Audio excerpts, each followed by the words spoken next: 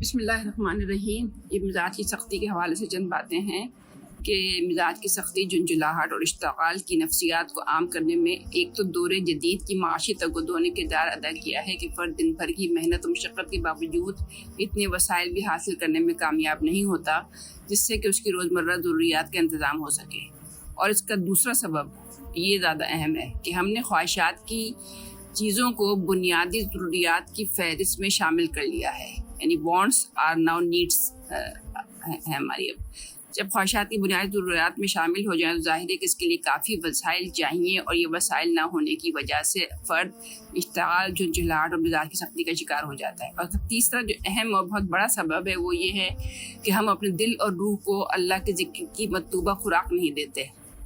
دل اور روح جو کہ انسانی شخصیت کی اصل ہیں، جب ان کو ذکر، فکر اور عبادت میں انہماک کی غذا نہیں ملتی تو وہ سخت حالت اشتعال میں آ جاتے ہیں۔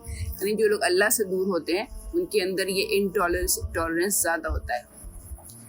اب سخت مزاجی کی خاصیت یہ ہے کہ وہ دوستوں کے دلوں کو چھلنی کر کے ان کو دور کر دیتی ہے، بلکہ اپنا مخالف بنا دیتی ہے، اور سخت مزاجی گھروں کے اندر آئے دن نئے نئے تنازعات پیدا کر دیتی ہے۔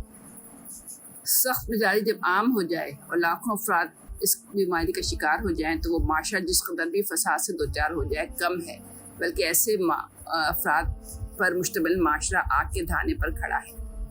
اب یہ کہ اس کا علاج کیا ہو، تو رسول اللہ نے فرمایا کہ جو شخص نرمی سے محروم ہے تو وہ تو سارے ہی خیر سے محروم ہے۔ اللہ کے رسول نے ایک دوسری حدیث میں فرمایا کہ جو شخص کسی کو اذیت پہنچاتا ہے تو اللہ تعالیٰ اسے اذیت پہنچائے گا، اور جو شخص کسی سے دشمنی کرتا ہے تو اللہ تعالیٰ اسے مشقت اور تکلیف میں مبتلا کر دے گا۔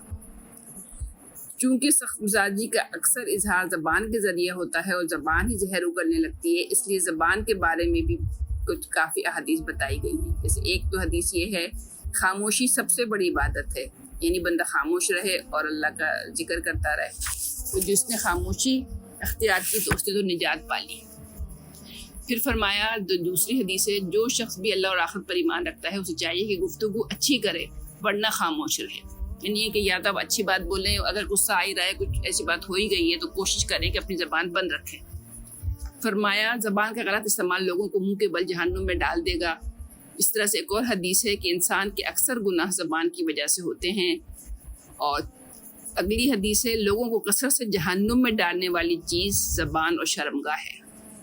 قیامت کے دن، یہ ایک اور الگ حدیث، قیامت کے دن انسانوں کے نہ صرف اعمال بلکہ اقوال بھی تولے جائیں گے۔ صدق اللہ علیہ۔